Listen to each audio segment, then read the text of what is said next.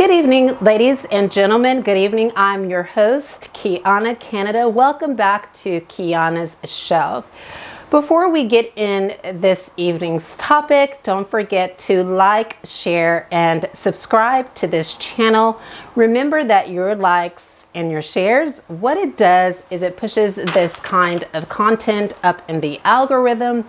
It tells the algorithm that this kind of content is important. But we must be reminded that just because videos like this are not pushed up in the algorithm, that is not an indication that this content is not important. As a second preliminary matter, don't forget to head over to my Facebook and follow me there. That handle is at Quianna Canada. That's at Quianna Canada. Right now, as I discuss at length on this channel, cyber hackers are indefatigably obsessed for some reason with the content on this channel, obsessed with me and hacking into my accounts, stopping the progress of my channel, stopping me from being in university, and it all goes back to political repression. So I would appreciate if you come across my content and you find it helpful for you to subscribe to either my YouTube channel or anything that I'm posting on Facebook. I would appreciate it. Ladies and gentlemen, we are continuing with the series that I'm doing on Black History Month. And I want to issue a disclaimer that nothing on this channel, especially not within this Black History Month series, should be looked at or should be viewed as an incitement to hate or violence against any person within the United States, the Republic of Ireland, or Northern Ireland, or any other nation. And this content is for educational and informational purposes only. And I do understand when we reach back in history and we start to drudge up what has been unresolved in history, that can feel quite uncomfortable. And so I would urge you to really watch the entire video, to put it in its proper context and not slice it up and give it your own meaning. If you have any questions and you want to interrogate me or debate me about what I upload, I am open to that. This episode is going to be a bit uncomfortable because it deals with the violation of the rights of women and their bodily integrity. Part of this episode is going to cover the violation of the right to a woman who was enslaved. And building on that, I am going to be asking a significant question as to whether or not America has healed from its Lolita syndrome. And moving forward, while asking that question, I'll be reading you a statement, a reportorial statement that was published by the United Nations. And so let's go ahead and get into today's topic. Harriet Jacobs, not Harriet Tubman, but Harriet Jacobs, was a Black abolitionist and writer born into slavery in Edenton, North Carolina.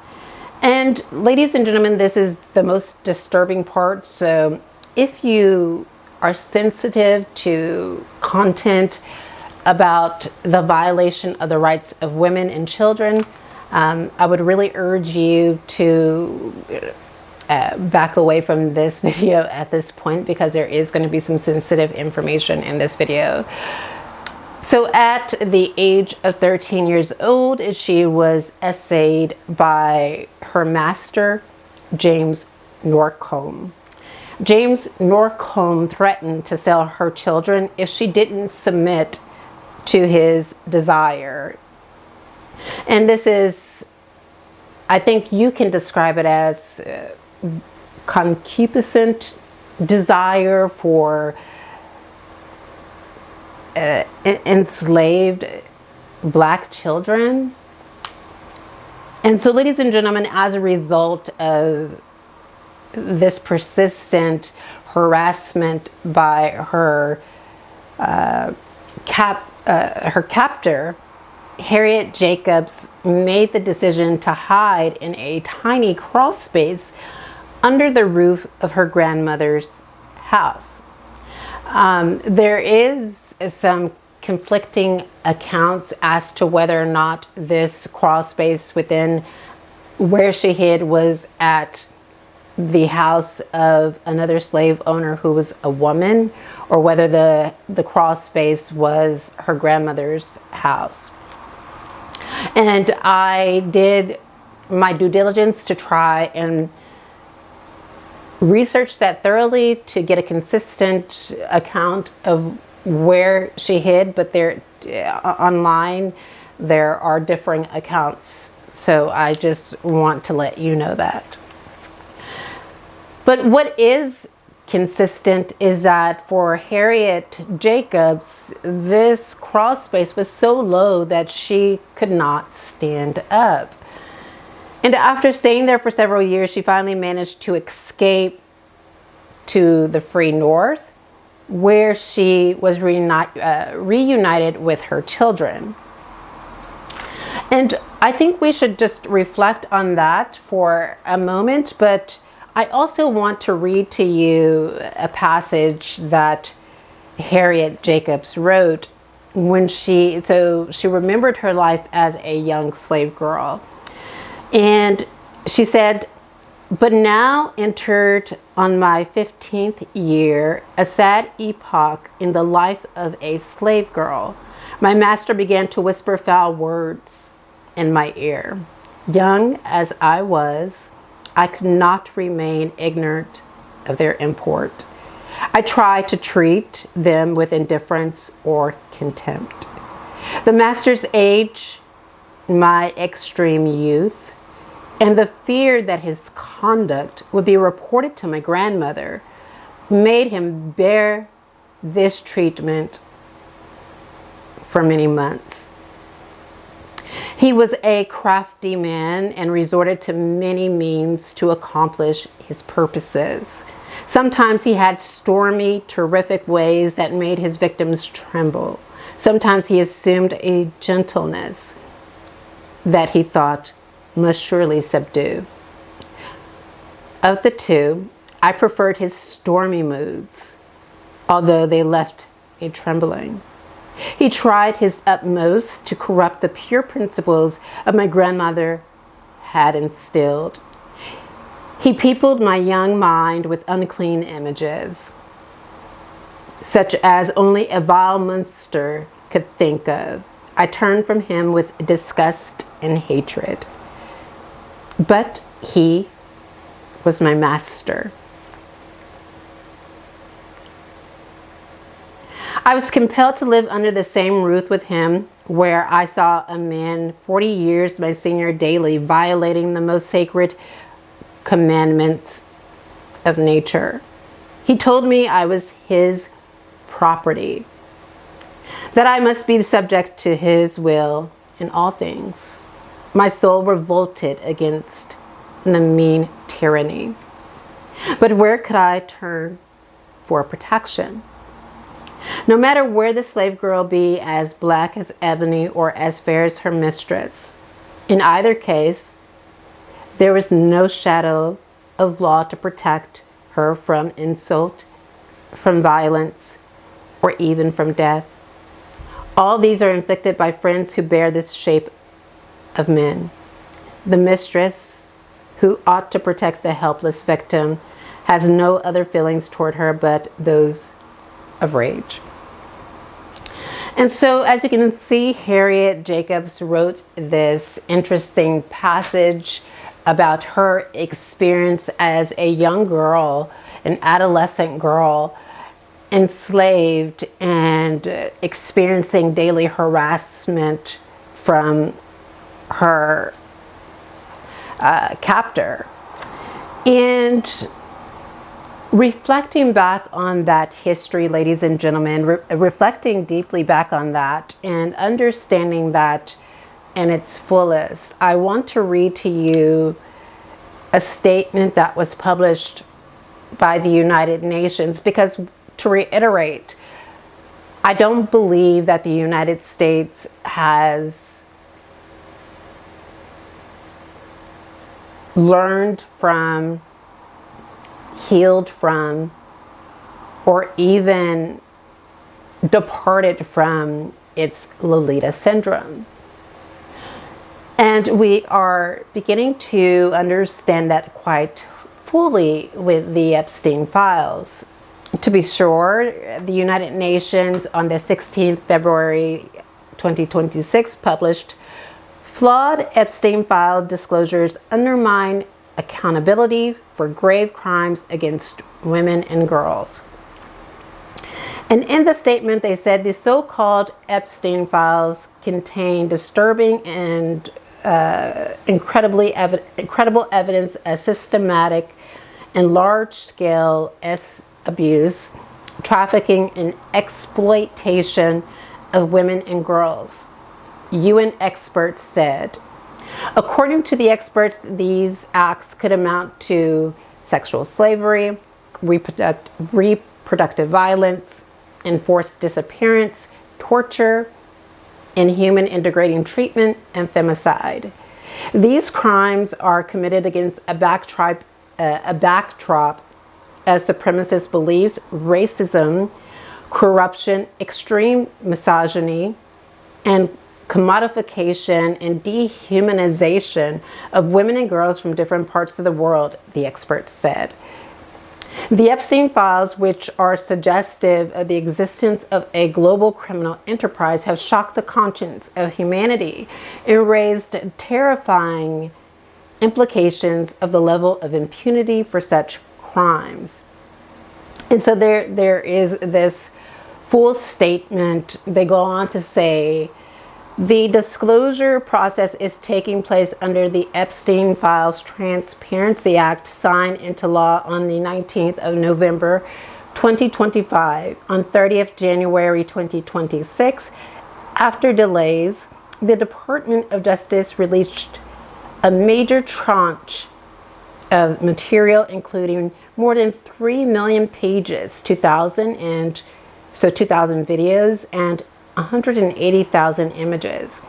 Despite the scale of disclosures, experts warned of serious compliance failures and botched redactions that expose sensitive victims' information, with harm often occurring before records were withdrawn. Accountability has been limited, with only one close associate under investigation.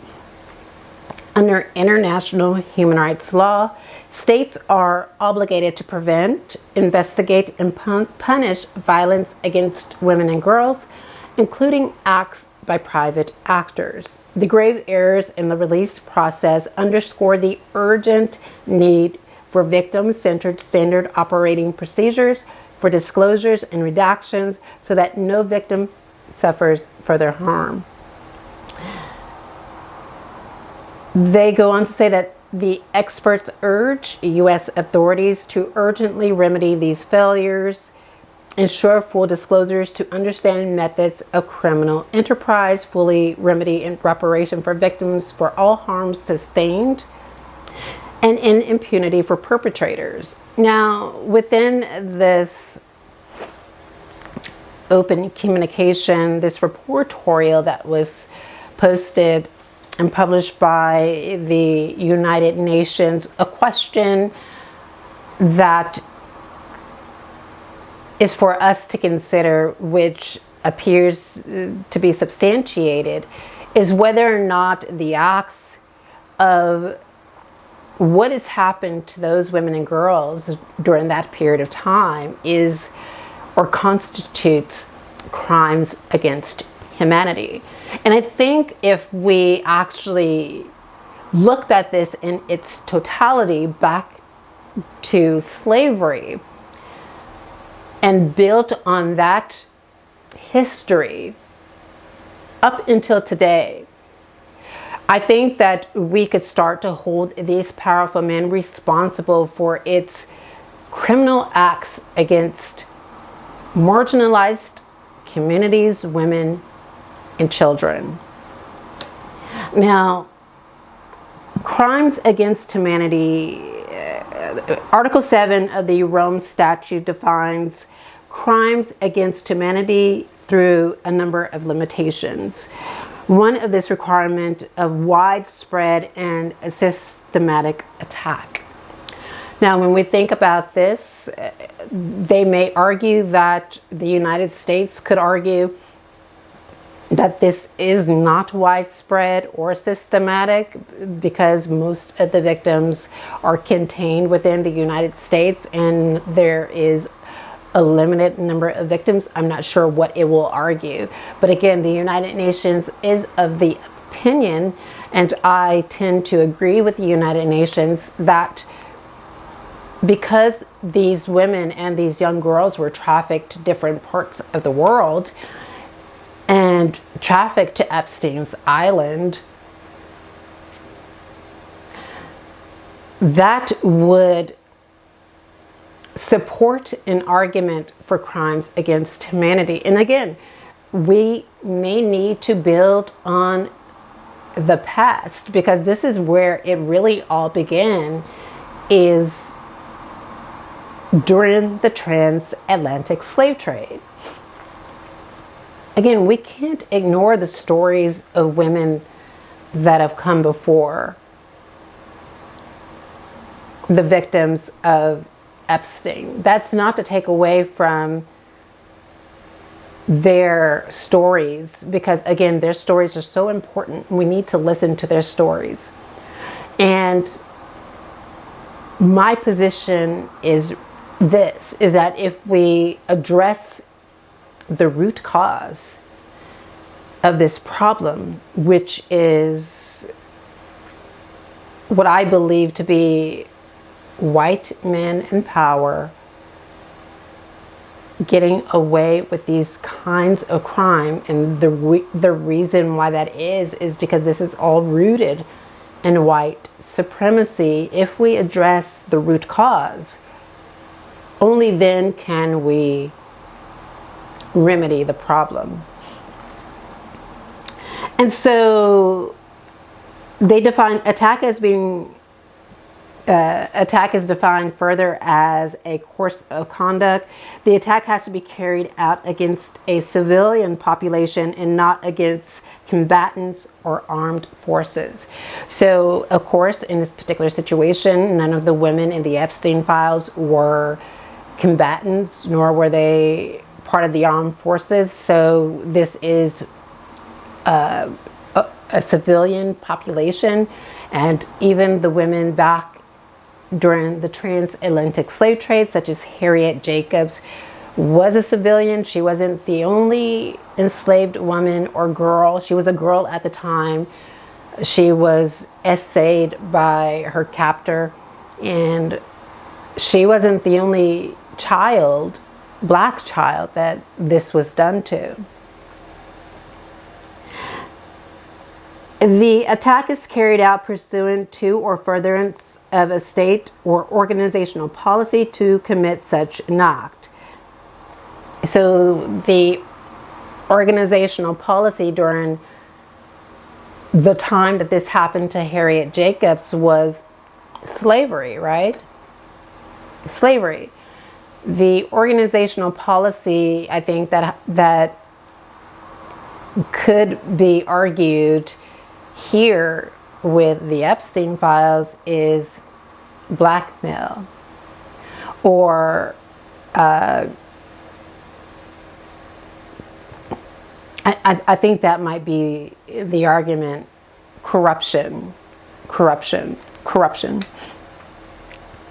And so in defining crimes against humanity, Article 7 provides that for the purposes of this statute, crimes against humanity mean any of the following acts: murder, extermination, enslavement, deportation or forced transfer of population, imprisonment or other severe deprivation of physical liberty, in violation of fundamental rules of international law, torture, SA, sexual slavery, enforced prostitution, forced pregnancy, enforced sterilization, or any forms of sexual violence of comparable gravity, persecution, enforced disappearance of persons, and then it continues to list more. Now, I want to give definition to some of what has been mentioned. So, enslavement means the exercise of all or all of the powers attaching to the right of ownership over a person, and includes the exercise of such power in the course of trafficking in persons, in particular to women and children. The most important word there is ownership. Being the men owning a person, having control over a person.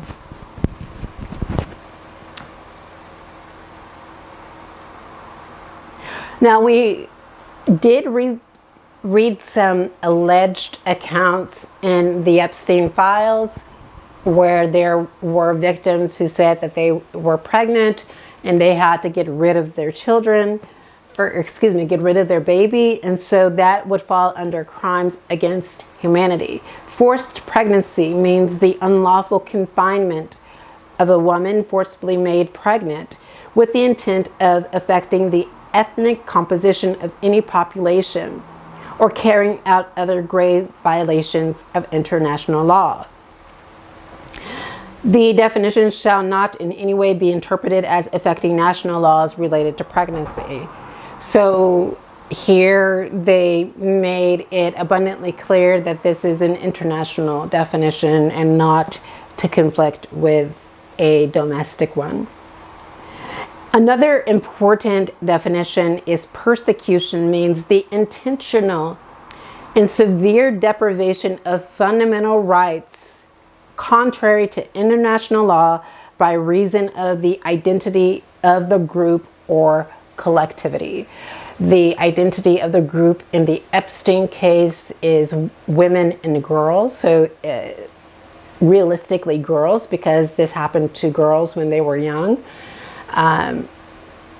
The collective identity of groups back in the slavery era was enslaved African children and girls specifically, black girls specifically. So as we can see, there is a pattern and a practice of powerful white men, specifically within the United States, engaging in this kind of criminal activity and not being held responsible for it.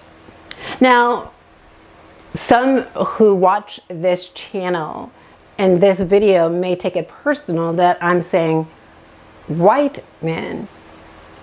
But ladies and gentlemen, can we be honest and can we sit with the truth? The truth is, had all of the names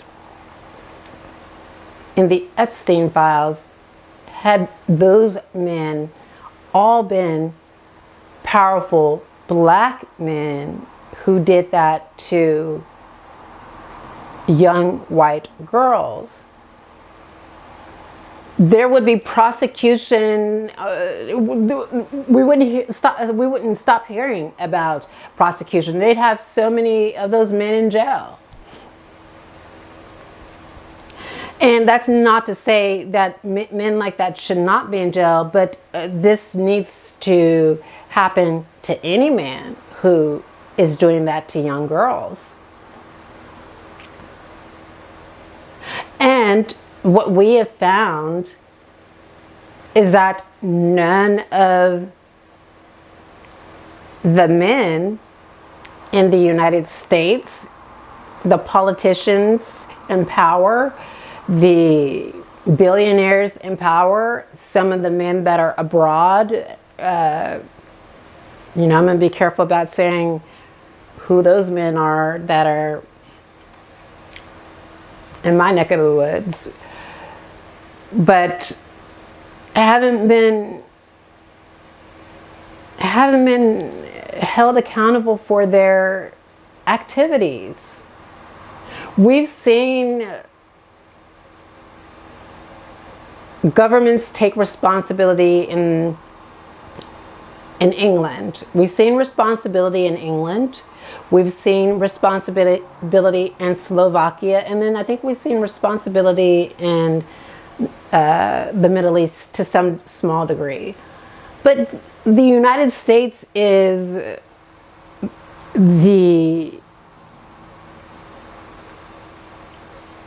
this is where this all started, within the United States. And it's so hurtful that the United States is not holding any of those perpetrators responsible. And I'll go into detail about that in another video, about how our attention is being thrusted here, and it's being thrusted there, and it's being thrusted here, and it's all to take our attention off of what is happening right in front of us. And it's something so important that Terrence Howard said, and I might have, because of again, I don't agree with everything that Terrence Howard talks about, but Sabrina Salvati published or spoke about like this snippet, this excerpt of Terrence Howard talking, really philosophical and much like a sage, and it rings true. And I will talk about that in another video, but again, it raises an important question as to whether we are finally going to see men, white men in the United States, be held accountable for these kinds of crimes. Some people might point to Harvey Weinstein, but he is just not the only person. There are more men that are doing it. And we need to feel justice. We need to see that the justice system is working. And by not prosecuting those men, you demonstrate that the American justice system is all but effective. It is illusory, it's theoretical, and it's ineffective. And there you have it, ladies and gentlemen. We are going to talk to you next time. Bye-bye.